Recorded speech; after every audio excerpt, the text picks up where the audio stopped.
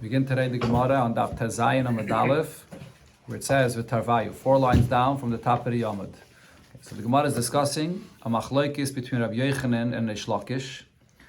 And he gave to Loisese.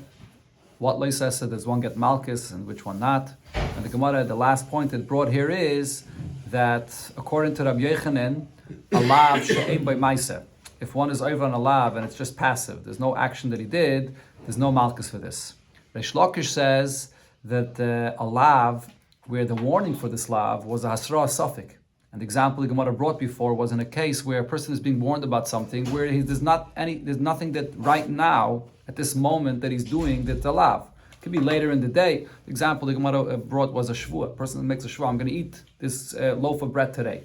You're going to give him a warning that he should eat it, but it's the middle of the day. He doesn't take the warning seriously because it's a suffix if he's going to be over. He has until the end of the day. That's a hasra suffix, and it's not a hasra, so there's no malchus for this. Those were the two opinions here about the case, that case about the shvua. Okay, so now the Gemara brings the source of Rabbi Yochanan and Reish Lakish. It says the Gemara v'tarvayu, both Rabbi Yochanan and Reish Lakish, I'll leave it to Rabbi Yehuda. Their source comes from what Rabbi Yehuda said in a Braisa. Tanya, because in a Braisa we learned one should not leave over from the carbon. This is a pasuk actually by the carbon Pesach, not to leave over until the morning. If you do leave over till the morning, what do you do with what's left over? You have to burn it. So Rabbi Yehuda says, the pasuk here is giving you the mitzvah saseh to burn. After it says not to leave over, and it comes to tell you that this is a lav that there's no malchus for it. This is the lav hanitik la'aseh, where the Torah is giving you the esed to correct the lav that one was over. David Rabbi Yehuda, this is what Rabbi Yehuda says. So now, what do you learn from this? This lav of Neisar is both a lav shein by ma'aseh. If a person leaves over Neisar, he didn't do any action, he just left it. And it's also considered to be a asra suffix, because at any time of the day, or the night rather, when he has to eat this carbon before it's the morning, so you give him the hasra, then it's not hasra that there's something right now that he's doing that you're giving him hasra for. There's more time. So therefore it doesn't take the hasra seriously. It's hasra suffix. So, again, correct, right? Correct. So in this case, why did Rabbi Yehuda say that the reason you don't get malchus is because it's a lav hanitik la'aseh? He could have gave another 2 reasons. It's a lav shein by ma'aseh and it's asra suffix. So therefore the Gemara says Rabbi Yochanan daik hachi. Rabbi Yochanan was medayik as follows. The reason why there's no malchus here is the bar kosev, because you have the Torah that gives the eseh. But if there was no eseh to correct the lav, then apparently Rabbi Yehuda holds you would get malchus. So Alma, so they said Rabbi Yochanan, from here you see that asra suffix, a warning which is a doubtful warning, shma asra, it's still a good asra. In this case, it's asra suffix, and without the fact that there's a lavanitik laseh, you would get malchus. That was Rabbi Yochanan's diak. Reish Lakish dayek hachi, and Reish Lakish was medayek, like his opinion as follows: Time the bar kosov. The reason why there's no malchus is because of the esed that the pasuk writes. If not for that esed that the Torah writes, one would get malchus. So Alma, from here you could see that lav she'ein by ma'aseh that even though this is a lav, which is passive, he's not doing anything when he leaves over the carbon, yet one would get malchus. That was what Reish Lakish was medayik from here. Okay, so now the Gemara is going to ask on both opinions that both of what they're saying is true. Why is one being medayik just one point and the other is being medayik another point? From what Rabbi Yehuda says here in this Braisa, that you need that eseh as a reason why you don't get malchus. So you should see both points, that the fact that it's a lav shein by ma'aseh and the fact that it's asra suffix is not enough of a reason not to get malchus. So for the Gemara, Reb Shimon ben Lakish nami, according to Reish Lakish, havada asra suffix. This is also a case which is a hasra suffix. So why is he not being medayik from it that Rabbi Yehuda holds that in such a case you would get malchus? Says the Gemara, because Savala Ki'idach Tana de Rabbi Yehuda. Because Reish Lakish has a source from another Braisa, a second Braisa where Rabbi Yehuda actually says different. Tanya, there's another Braisa of a different case of a Hasra Suffix. Now this Braisa talks about a situation where there's a person that does not know who his father is. And that happens in a case where if a person is born from a mother that her husband died or was divorced from someone, and you're supposed to wait 3 months until you get remarried. So if a child is born, you should know from who is this, who's the father. But over here, she did not wait. And now when the child is born, it could be that it was a short pregnancy of 7 months from the second husband, or it could be it was a longer pregnancy of 9 months from the first husband. So this is a son, he doesn't know who his father is. So in such a case, he hits one individual that might be his father. And then he hits the other person that might be his father. Or kilozeh, he curses one, and then afterwards the other. Or hikashnei bevasachas, he hits both that a suffix who his father is at the same time. A kiloshnei bevasachas, he curses them both at the same time. So he's going to be chayiv. In such a case, he's chayiv because memanav shach, he cursed or hit his father. Rabbi Yehuda, however, Rabbi Yehuda says bevasachas, if he hit both of these people that could be his father, then chayiv. But if it's bezeh chazeh, but if he hits one and then afterwards another, in such a case he's going to be potter. And the reason for this, as was mentioned before, because the hasra always has to be toich kedei dibur. So if he hits one and he got asra for that one, but then if he hits the other one that might be his father, he didn't get the asra toich kedei dibur for that. So when he's getting the asra for hitting the first person, it's asra suffix. If he hits both at the same time, right after he got the asra, so he got asra b'toich kedei dibur for both of these people that he hit at the same time, which is definitely his father, so there's no asra suffix. So then Rabbi Yehuda says he's chayiv. But if it's bezeh chazeh, so now it's asra suffix, and therefore he's going to be potter. So right here you see that Rabbi Yehuda holds that in a case of asra suffix, one is potter. That's why Ish Lakish was not medayik to say that Rabbi Yehuda holds that for asra suffix you would be chayiv, because you have this brayser right over here. Okay, the Gemara is soon going to ask that it seems to be, if so, it seems to be a contradiction in Rabbi Yehuda's opinion, because then why did Rabbi Yehuda in the previous brayser say that you need to have a esse, a lav, a nitikla say to explain why by noisa you potter from malchus? Right here you see that Rabbi Yehuda himself holds that if it's asra suffix you potter. The Gemara will ask that. Now, similarly, the Gemara says, according to Rabbi Yochanan, Rabbi Yochanan that was medayik before, that a lav she'em by maise, there's no malchus, but avadai, Rabbi Yochanan nami, hol avadai lav she'em by maisehu. And Rabbi Yochanan, sorry, let me go just back a second over. So Rabbi Yochanan was the one that was medayik that asra suffix is a good asra, right? That's how he was medayik, that even in a case where it's a suffix asra, you would get malchus. So the Gemara asks, but why was he not medayik also that the lav she'em by maise, that you should get malchus for this? It's a lav she'em by maise, that case of Neisar. Says the Gemara again, because there's another statement from Rabbi Yehuda that's different. Because who saw law, Rabbi Yochanan held, ki ha the Amar of Idi bar Avin, Amar of Ami, Amar of Yitzchak, Amar of Yochanan, and that Omer Haya Rabbi Yehuda. So the Bachas guide is here. Rabbi Yehuda would say Mishum Rabbi Yossi Aglili, in the name of Rabbi Yossi Aglili. So this is Rabbi Yehuda. So he has another Rabbi Yehuda that says in the name of Rabbi Yossi Aglili, Kol loisas shabbatayre lav sheyesh by maise loikanolav lav she'en by maise ein loikanolav. Any lav in the Torah, there has to be a action that the person is doing, being to be over, not passive. So here you would clearly see that Rabbi Yehuda holds that if it's ein by maise, there's no malchus. Therefore, he was not medayik from the brayser before by noiser that Rabbi Yehuda holds that a lav she'en by maise you would get malchus. But there's exceptions to this actually. Chutz min hanishba. Besides a case where a person swears and doesn't that he's going to do something and he doesn't fulfill it. Actually, Rashi says that this case of nishba, where a person gets malchus even if he was over on this passively, it is only in a case where the shvuah was regarding the past. Where a person, for example, makes a shvuah, I ate this and this, and it was a lie, he didn't. Or he says, I did not eat, and he really did.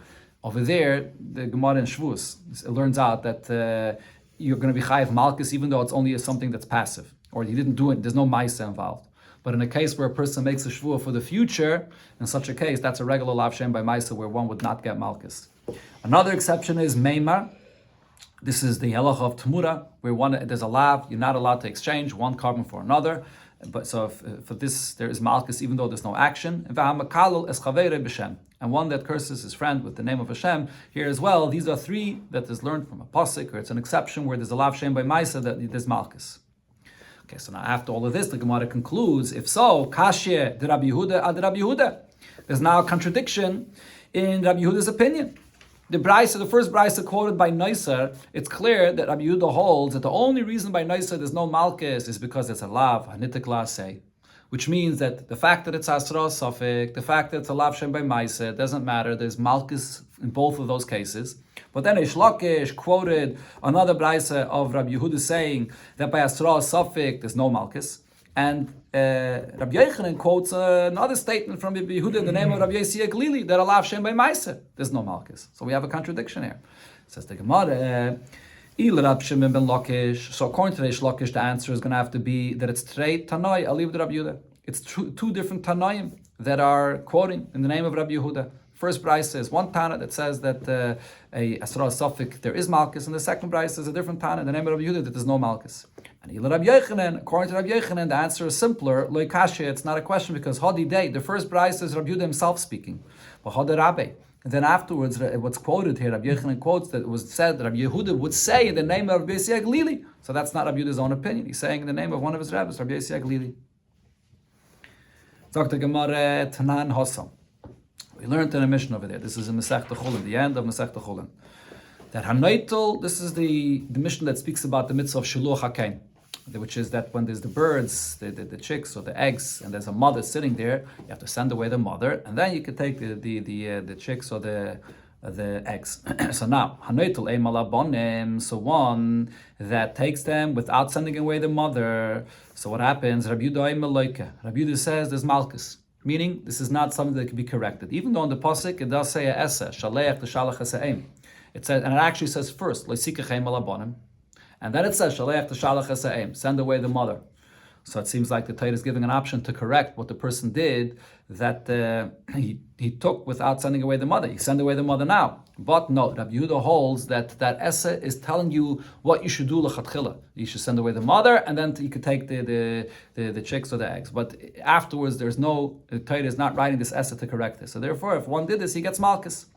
He doesn't have now the option to correct this and send away the mother. However, the Chachamim say this is a lav hanitik lasa mishaleach. After he took without sending away the mother, you could now send away the mother, and therefore there's no malchus. And Ze'aklal, Chachamim add, this is the rule, kol mitzvahs loisesta sheyesh bakum asay, any mitzvahs loisesta that the Torah then gives the essa how to correct the loisesta, en chayavin ala. Once not chayav malchus, because he has it's an nitik lasay, the Torah gives him this option to correct it.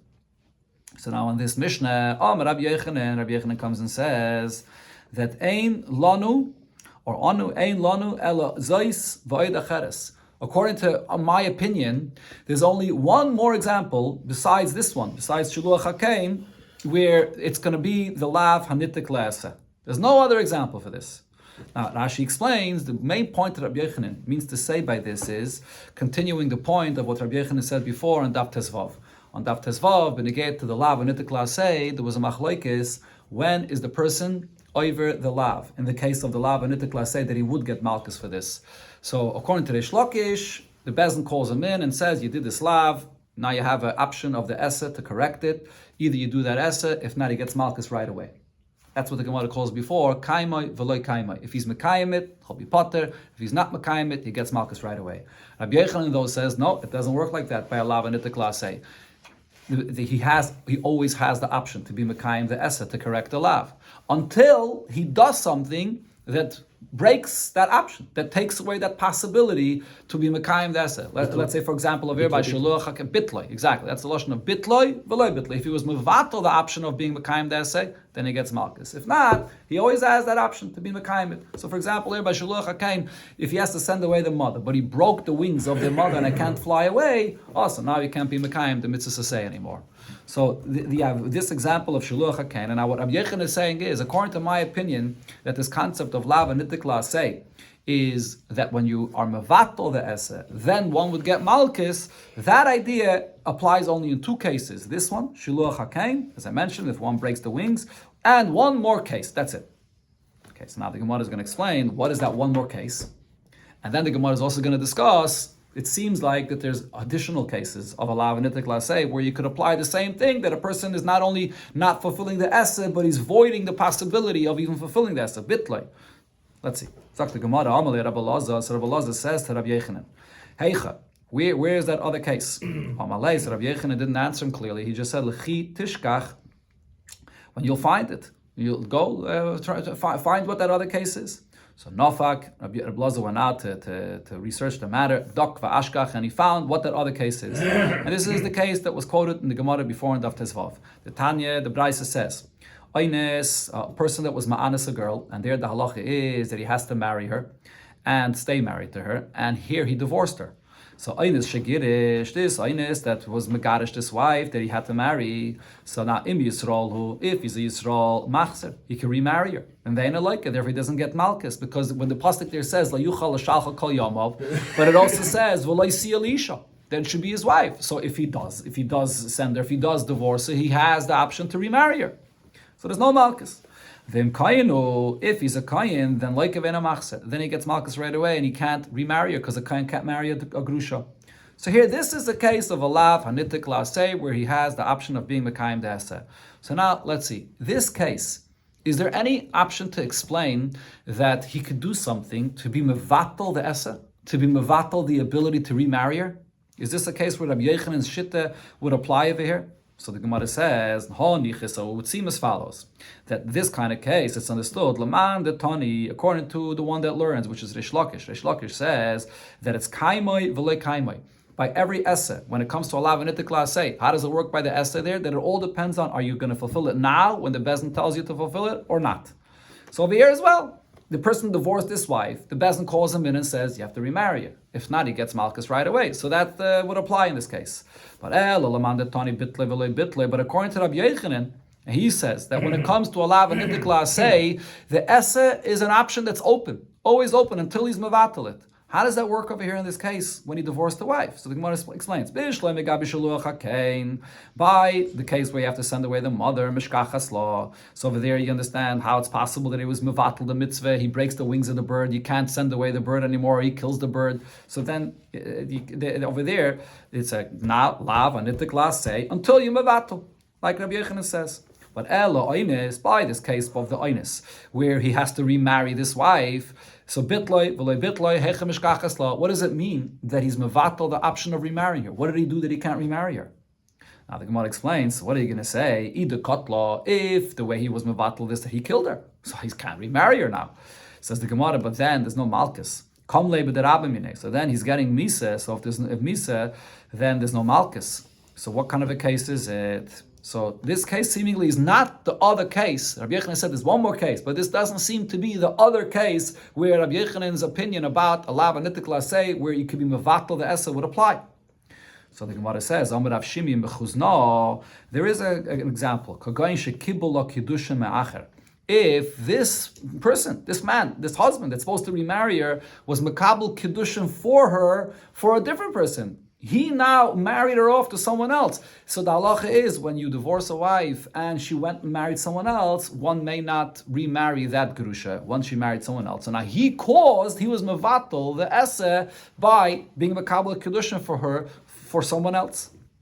But the Gemara asks on this, Amar Rav, or the other case here is, it's Amar Rove, Isha v'sei shliach, if she's the one that appointed him a shliach to be mekabel this kedushin for someone else, so then it's her that's being mevatel this option of getting remarried to him. So it's not him that was mevatel. He's just her shliach. He's not. He did it for her. The fact is he can't marry her. Right? The fact is he can't marry. And a chanami, but if he did it with her shlichus, the Gemara says it's not considered to be him that's being mevatel. He's just doing it with her shlichus. He didn't force her. He didn't just go ahead and marry her off to someone else. She made him a shliach for this. And if she did not appoint him to be a shliach to marry someone else, kol kemine, does he have that koyach b'chlal to marry her off to someone else without her appointing him as the shliach for this? This marriage to someone else without her agreeing is worthless. The marriage never takes effect. Isha is only mikadeshes midaita. If she never appointed him to be a shliach, he wasn't mevatel the esse. So it's still not a case of bitloy that he is being mevatel. In order for him to be able to get malchus, he has to be over on the lav, and then he has to be the one that's doing the action of being mevatel the esse. So, but over here in this case, if she's making him the shliach, so then it's her that's making him the shliach. He's not going to get malchus for this. So there's still no case over here where you could say that he is being mevatel the option of remarrying her. Says the Gemara, Elam, but Rav Shimi ben Ardor said there's a different kind of case. in a case where this husband now made a neder, and he didn't just make a neder privately, because a neder you make privately, you could always go back on that neder. You could be matter the neder. But over here, he made this neder publicly, and when one makes this neder publicly, there's, according to one opinion, that's in front of 3 people or in front of 10 people. Such a case, now he can't remarry you because he made a neder, but that he's not going to marry you. He's not going to have any benefit from her. Says the Gemara, but not everyone agrees to this. This is a good option, a good answer, according to the opinion that says that when you make a neder berabim, you can never undo such a neder. So he did that. He now was mevatel the essa, and he would get malchus. But according to the opinion that says that even when you make a neder publicly, you could still undo this neder. So how is he being mevatel his option of remarrying this wife? And says the Gemara, another detail here. The Madirala al das Rabbim. Not only does he make the neder in public, but he makes the neder and he's toila his neder that it's going to be totally in the Rabbim's opinion. And therefore he can't ever be made for this neder because it's not up to him. It's up to the Rabbim. And therefore, in such a case, he'll never be able to marry her. The Amar HaMeimer said, Hilchased halacha is neder shehuda berabim yesh le'afara. Person that makes a neder publicly, this could be removed. But al das rabbim, if it's made in such a way that it's dependent on the opinion of the rabbim, then ein le'afara. Then this is a neder that you could never get rid of.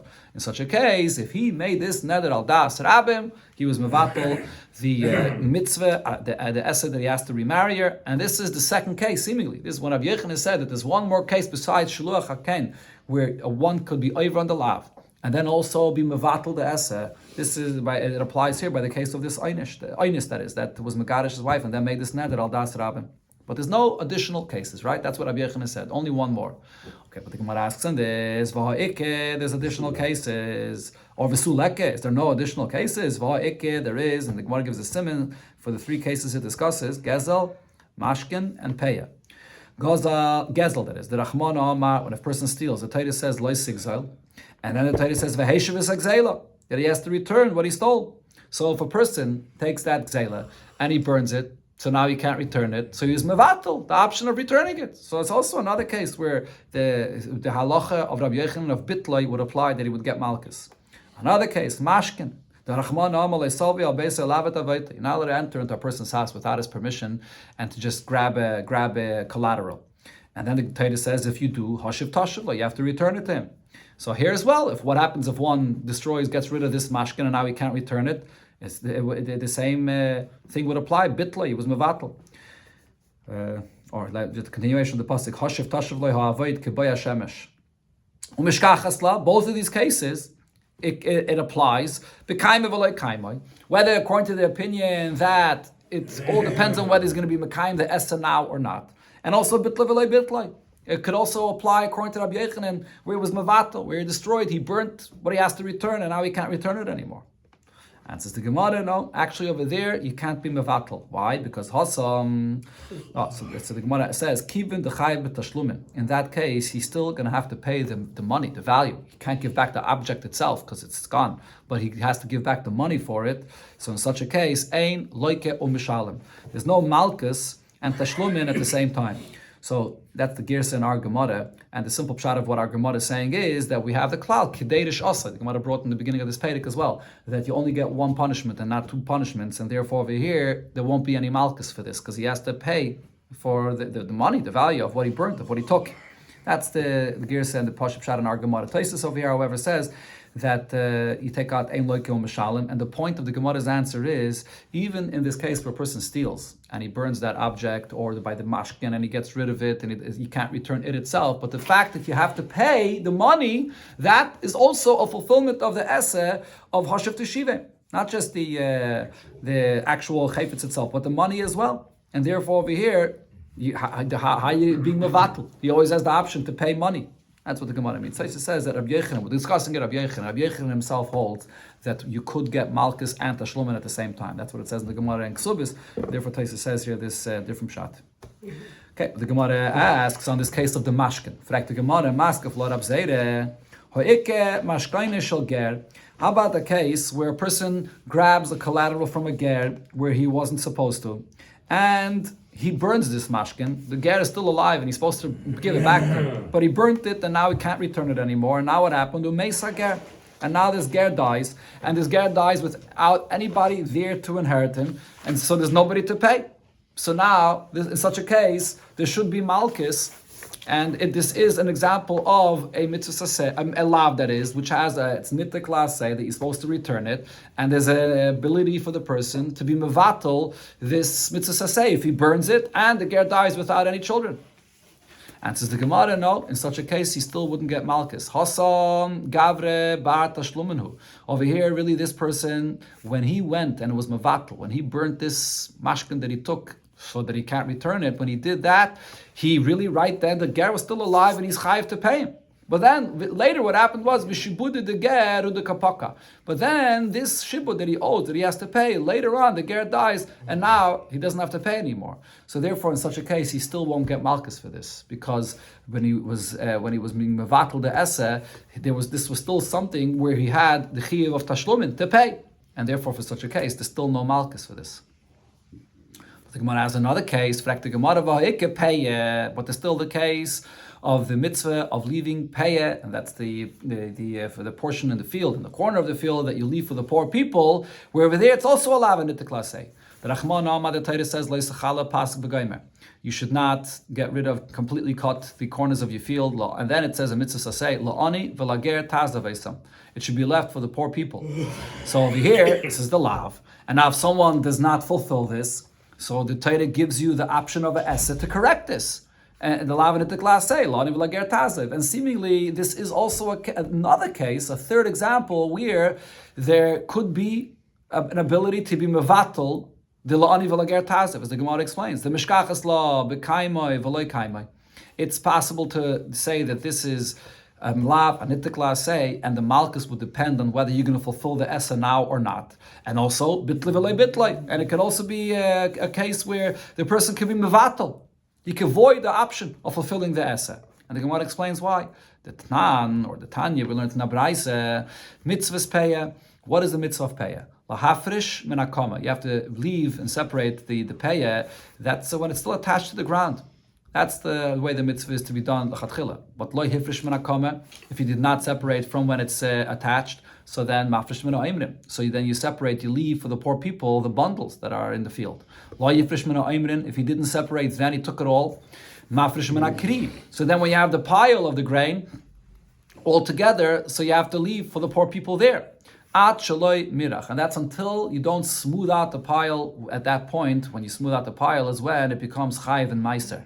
However, mirchai, once he already smoothed out the pile, now ma'aser.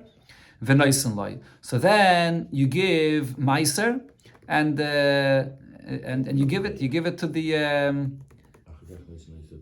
again what? Then you give the pay. You give the meiser, and then you have to give the payah. So what do you see? Is that the taich? You sure that's a taich of a nice yeah, and then you give the payah. Right. So the ani should not lose out from this yet. Okay. So what do you see over here? Then in such a case, by the payah, you always have the option to give the pay afterwards. Okay, second. So what's the Gemara's question over here? So where's the option of bitloi? How could the person can give the payah?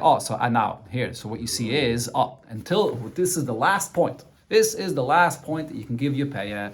After this, what happens if he takes this kernels that are all in a nice pile and he grinds it?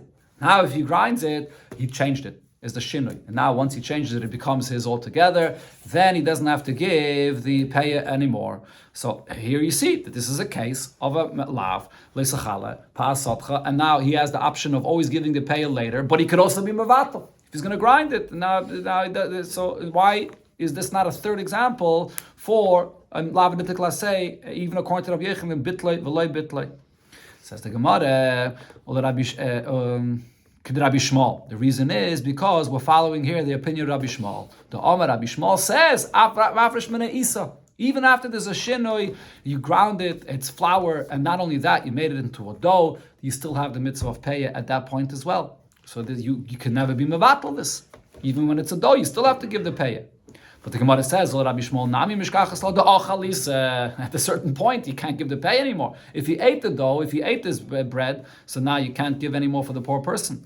So this is a case where there's a lap and at the class A, and you can be mevatel the fulfillment of the asa. So why is Rabbi Yochanan saying that there's only one more example? So therefore the Gemara goes back on what it says before. Elo, so this that Rabbi Yochanan said, Zois v'oid acheres, that it's only the case of shiluach haken. And one more case, what's the one more case? Aha, he was referring to this case of payah. This is the other case where you can be mevatel the fulfillment of the asa. Aval oines, says the Gemara, loi. But regarding an oines over there's no way to be mevatel the asa when he has to remarry this wife that he divorced. And the Gemara explains why. The Heicha Amrinon, not the Gemara before said, a person can make a neder al das rabim, that he's not going to remarry her, not going to have any benefit from her, so l'chayda, then he can't be mat to the neder, and then he was mevatel the asa. But the Gemara says, no, that's not true.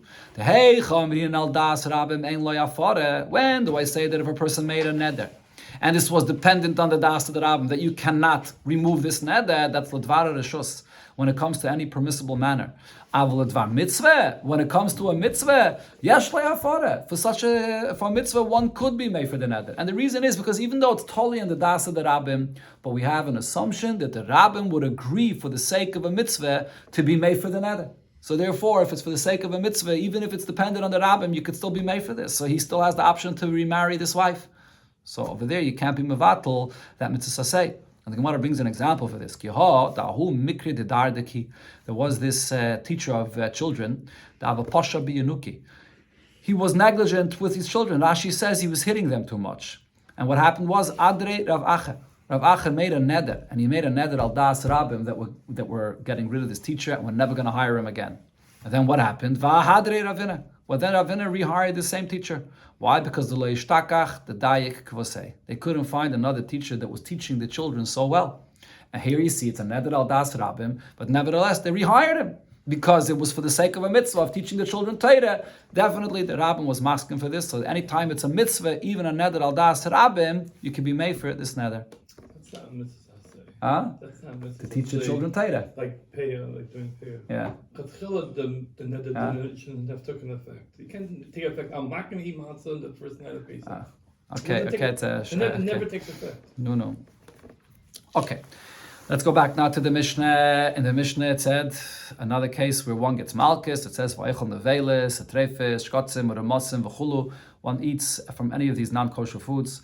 And here the Gemara is going to focus on the shkotzim uramosim, which are the creeping, crawling creatures that one eats from them. And this, as we'll see here in the Gemara, there's a lot of malchus for this. Amar Rav Yehuda says, "Hi man da achol binisa de bei karve." If a person eats the worm that there is inside of the cabbage, malkinanle, he gets malchus mishum sheretz hasheretz aloretz. He gets malchus for the sheretz that sheretz aretz. There's malchus for the sheretz that crawls on the ground. This is Rashi's pshat. Taisus has a different pshat that this binisa de bekarve, very interesting pshat. Taisus says, what's the chiddush? It's a worm. It's a sheretz ala aretz. Why is the Gemara pointing out this kind of sheretz that you get malchus? So Taisus says, rather what this is this kind of little fish that actually has scales and fins that swims in the ground between the furrows in the field, where there's the carving means when you make the rows of the plowing of the field, and there's puddles of water, and it swims over there. You get malchus for this as a sheretz haaretz. And the chiddush here is, you would think that it's like a little fish that's basically in the water, and it has scales and fins, so it should be mutter to eat. But still, the Gemara says no, that you get malchus for this. It's considered to be a sheretz haaretz because it's not in the water. It's there in the field. That's Taisus' pshat. Okay, now hahu the ochal benisa de bekarve. There's one that ate this benisa de bekarve, whether Rashi's pshat, the worm in the cabbage, or from the field. V'nagde Rav Yehuda, and Rav Yehuda gave him malchus. Amar Abaya said ochal putisa, one that eats a putisa, whatever that is, but it's some kind of a sheretz hamayim. Rashi says it's something that crawls, but it's in the water. Loika arba. So for this, one gets 4 malchus. Why 4 malchus? So Rashi says that regarding the sheretz that's in the mayim, it says in the Torah twice malchus, once in Vayikra and once in Devarim, and also b'chlal for every sheretz. This is in this week's parsha actually, in Parsha Shmini, the end of Parsha Shmini, there's 2 lavim for every sheretz stam. It says like the shaktus nafsh seichem, and then it says again that lashon like the tamubem. So together it's 4 malchus. Numala, if one eats an ant, and we're talking over here, what we're talking about is someone that swallows a full putisa or this numala live, as is. Like chomish. There's 5 malkusim for this. Okay, because besides what was mentioned before, which is by the numala, so it's a Bari Yishleim, as Rashi says, the reason you get 5 malchus is because there's 2 malchus that says by Sheret Stam, as mentioned before in the end of this week's parsha, and then for the Sheret Ha'aretz, it also says in this week's parsha 3 times malchus. So there's twice malchus for Sheret Stam, and another 3 times malchus for the Sheret Ha'sheretz Ha'aretz. Tzira, if one eats a tzira, which is not only creeping and crawling on the ground, but it also can fly, so then like sheish, he gets 6 times malchus.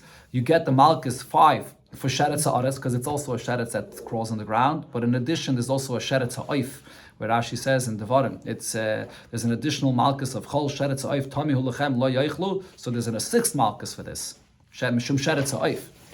Omar Avachai adds to this hamasha esnakov, one that has to relieve himself and he doesn't and do it in time. Over mishum loy teshaktu. He's going to be over on the lav of loy teshaktu, which is the lav in it's in this week's parsha, right? In the end of this week's parsha, it's a saktrus nafshe seichem, or maybe not. Maybe it's further on in the I think it's. I don't think it's. Yeah, it's later on. Loy teshaktu. Yeah, somebody Shainim actually count this as a lav. They count it as one of the Taryag mitzvahs. It's a real lav, minat Torah. But other Shainim say that when the Gemara says on this that there's a lav mishum le'tishaktu, it's an asmachta. It's not a lav minat Torah. Omer Rav Bevi bar Abaye Haiman de Shasi bekarne de Omne, someone that drinks anything out of a vessel that's used for bloodlether, for blood in it, and it's called a karne de Omne because it's like shaped like a horn. He's also over for le'tishaktu, drinking out of such a kind of dirty vessel. If a person there's 9 ants and they're not whole live, a full berry, but it's risik. No, he grinds it up, and then v'hevi echad chai, and besides the 9 which are ground up, then there's another live one v'yishliman lekazayis, and he's mashlim that it's all now together one kazayis. So now here in such a case, loy kevav, he gets 5 times malchus. Hey, so 6 times malchus. Why? Hey, 5 times malchus is mishum beria. Was already mentioned before. When one eats an amala, there's 5 times malchus because 3 times for sheretz ha'aretz, and another 2 malchus where it says in the Torah for every stam sheretz that there's malchus. And then ve'echad mishum kizayis nevela. The 9 of these nemalis that he ground up together with 1 more nemala, together it makes up a kazayis. It's a kazayis nevela. For any nevela, there's a chiyuv of malchus, and this is also considered to be, even when it's ground up, and the lav of sheretz doesn't apply, because it's ground up, but together it's all, when he eats even that one that's alive, he eats it dies, and now it's all together, one kazayis of a nevela. So there's another malchus for that. Rava says in the name, or Rabam Rab Yechanan, that afil shnayim, even if it's 2 that he had that were ground up, and with 1 more that's alive, and this 1 more that's alive together, he'll get malchus for this. Rav Yosef Omar, Rav Yosef says afil echad v'hu, even if it's one sheretz, 1 numala that was ground up, and another one that's alive, you're going to get malchus for this as well. And the Gemara right away clarifies v'lei pligi. They're not arguing here. Ha b'rabbigi and v'ha b'zutri. It depends, the size. It has to come up to the amount of a kazayas. So it depends if it's large or small.